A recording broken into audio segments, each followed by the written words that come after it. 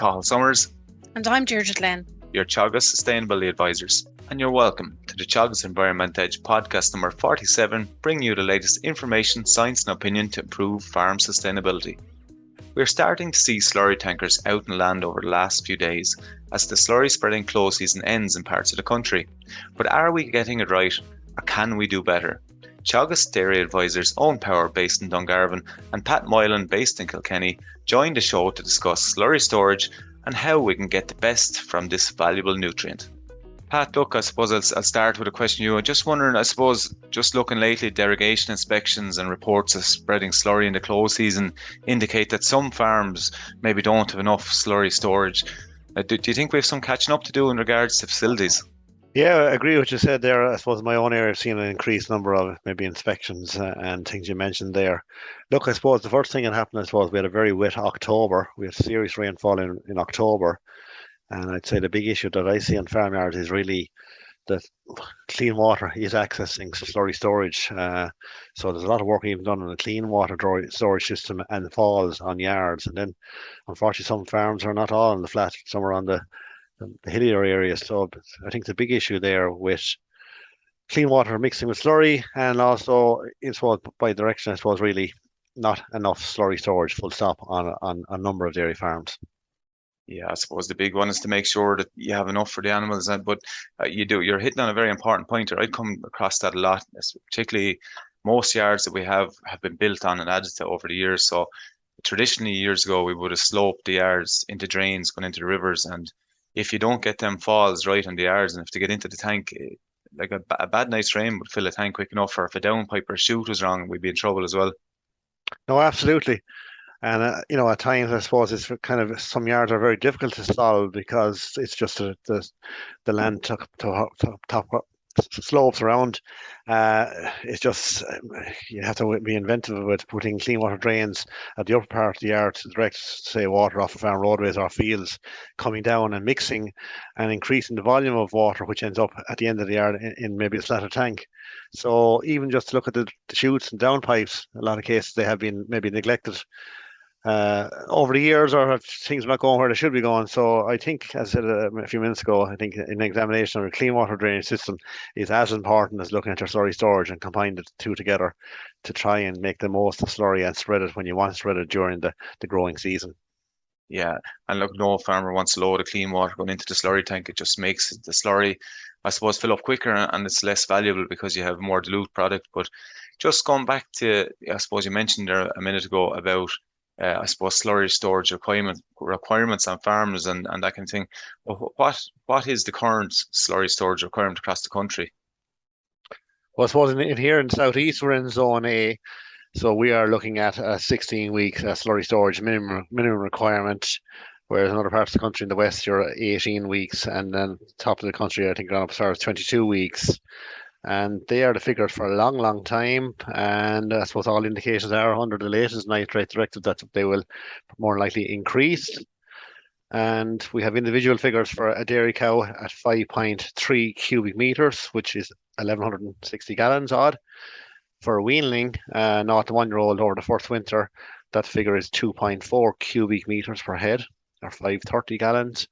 And for an animal 1 to 2, including in-calf heifers, it's 4.16 cubic meters, which is around 915 gallons. And they are minimum figures for a minimum period here in Zone A of 16 weeks. But I think the other things we have to think about as well, that there's soil water being generated, and on dairy farms we'll have dairy washings. And if they are both stored with slurry, they have to be added to the slurry storage requirements I just outlined. So I suppose there's a lot going on there between slurry, soil water, and dairy washings for dairy farmers. Yeah, because when you say 16 weeks, you're kind of thinking to yourself that that's a good bit of time. You could take November, December, January, and February. You'd be thinking on the plan we'd have a good bit of time in our heads, but like in reality, I suppose when you see lads getting out now, we're talking about down in the southeast, you're allowed to go out this week. So you're kind of wondering if you had the chance, Pat. I suppose that famous phrase that don't let the slurry dictate when it needs to be spread. You should be the one dictating when it's to be spread. No, absolutely. And I suppose we're making an assumption there now, of course, that the tanks are bone empty, Yeah. which, as you know, this year all tanks coming in this coming year will have all slurry will have spread by the 1st of October. So the close period is starting a bit earlier, 1st of October 2023, until the middle of January of next year. But I suppose a lot of assumption there that the tanks are actually empty. And obviously, since 2015, we have seen a fairly significant expansion in dairy cow numbers in the southeast. And the question is, I suppose, has slurry storage increased in line? And I suppose the answer is I don't think it has. And it's obviously something farmers should look at now because we have a new TAMS 3 coming out shortly. And also, there's fairly good capital allowances for investment in slurry storage, which I believe you can write off over 2 tax years.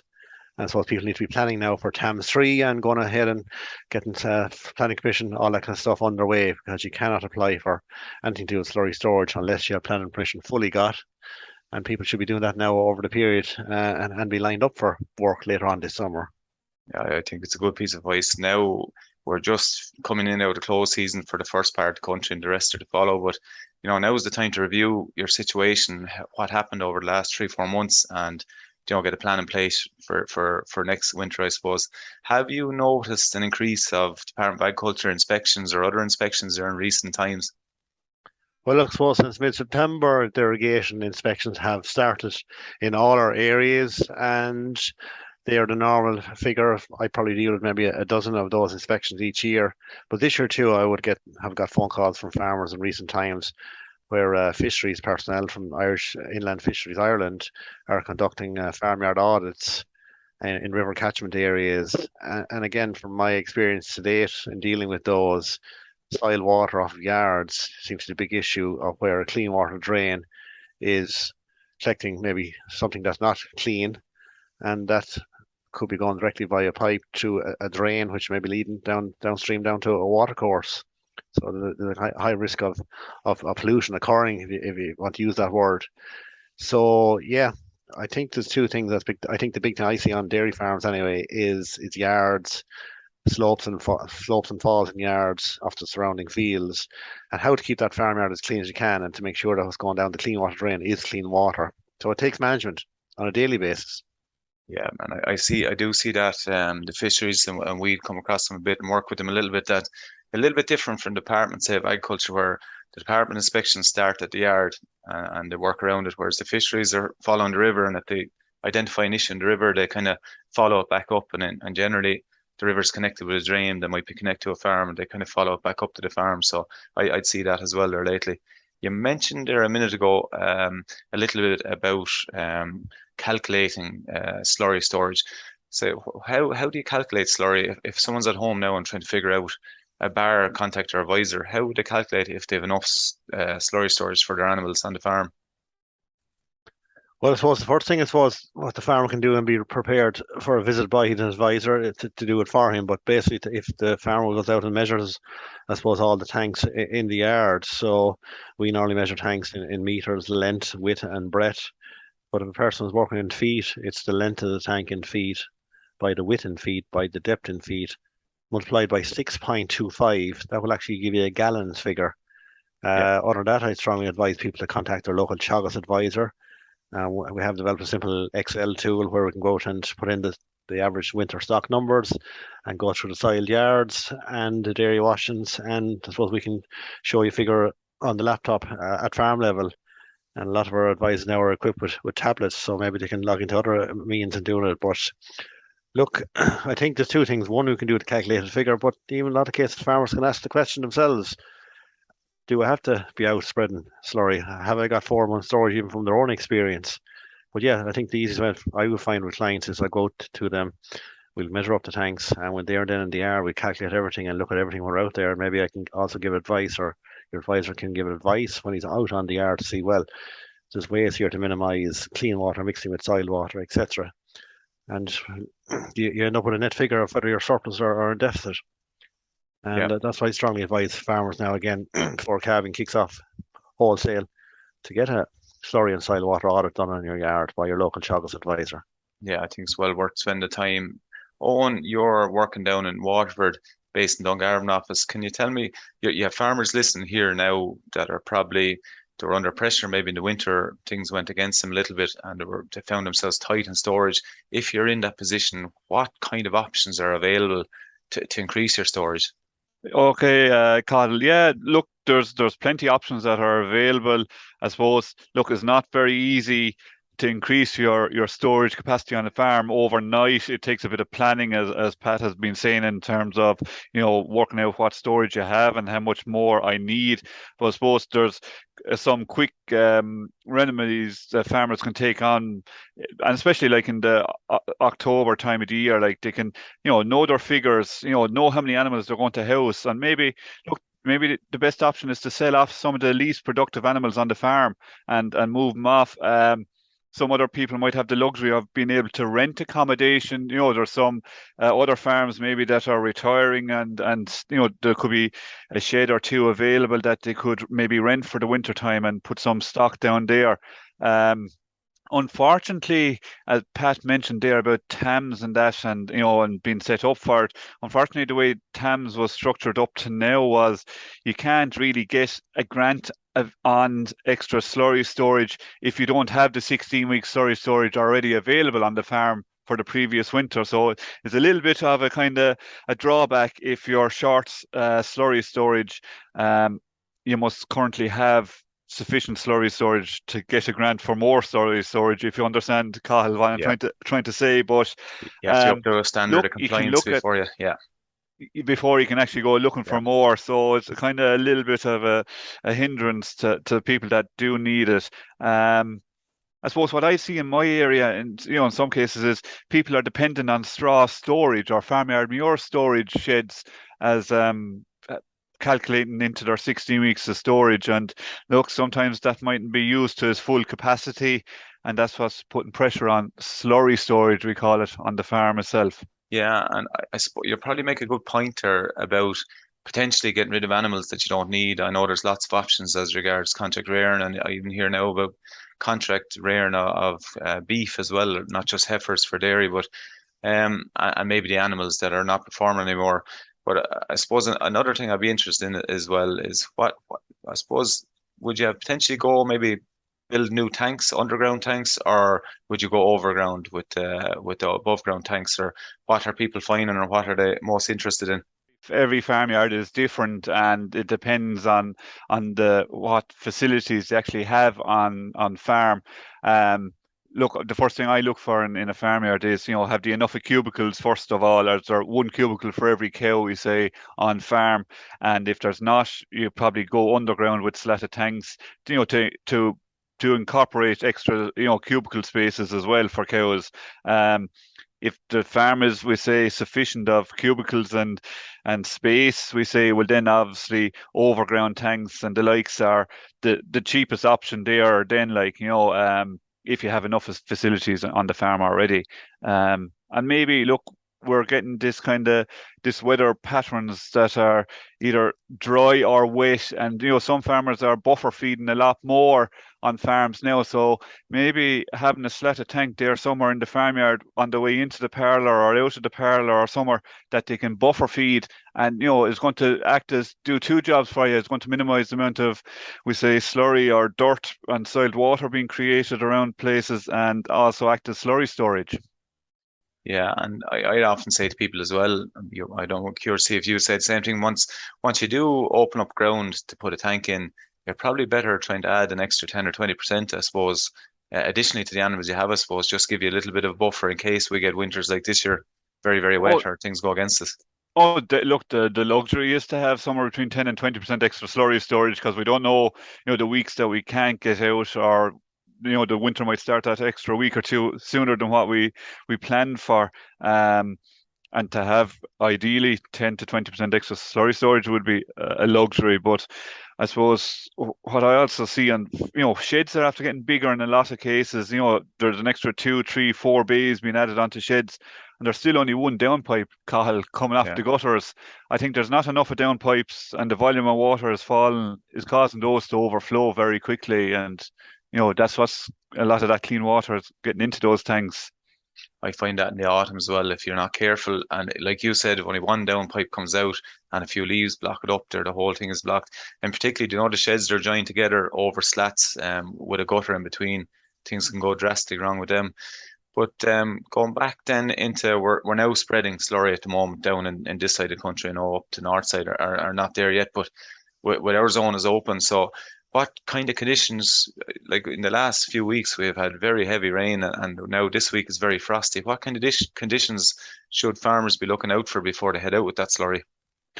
Looked, I suppose the ideal and the best practice in terms of spreading slurry is, you're not supposed to be spreading it first of all on frozen ground. That's one thing because it's easily run off it then with the rain.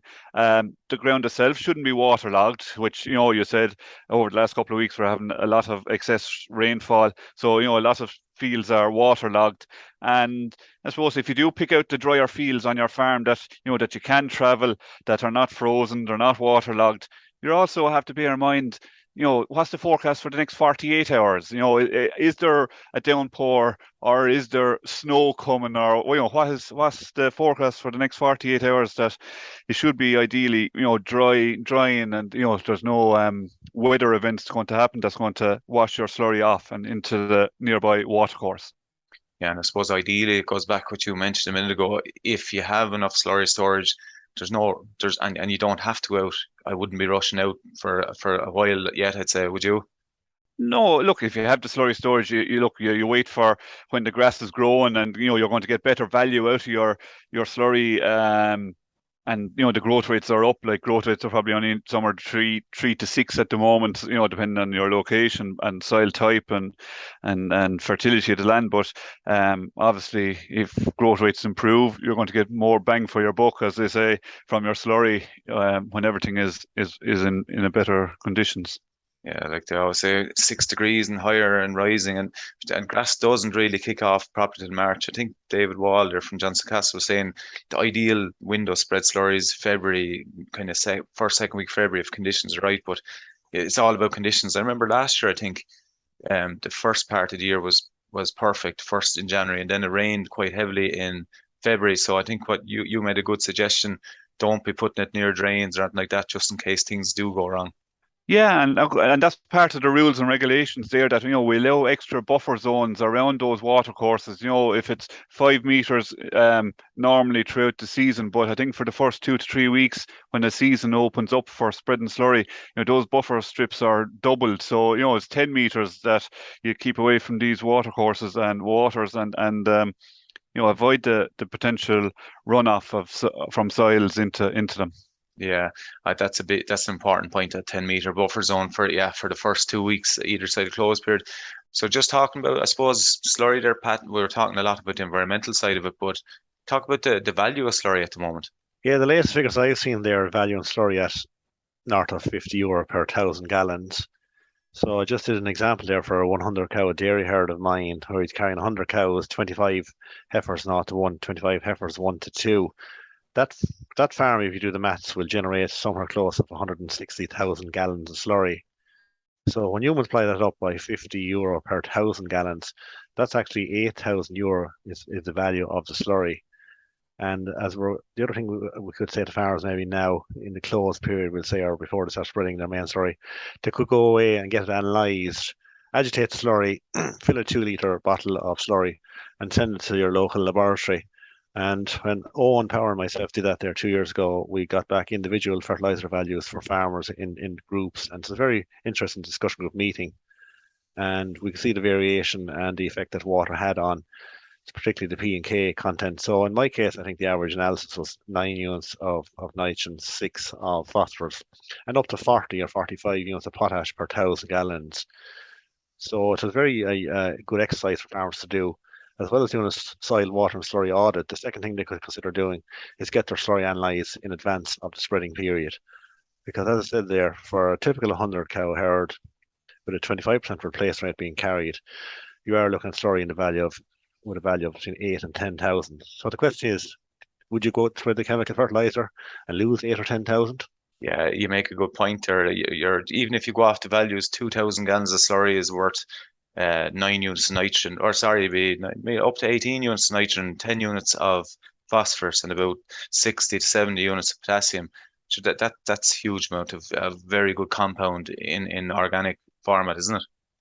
Absolutely, and the way costs have gone the last year, I know milk price has gone up, but costs have gone up a lot too. And obviously, we have to be conscious if milk price takes a downturn.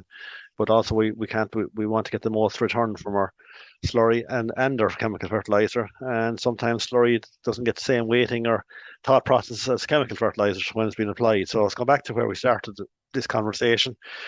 More than adequate slurry storage gives you the choice or the option when you want spread slurry. Whereas unfortunately on some farms we find today that the slurry dictates to the farmer when it has to be spread.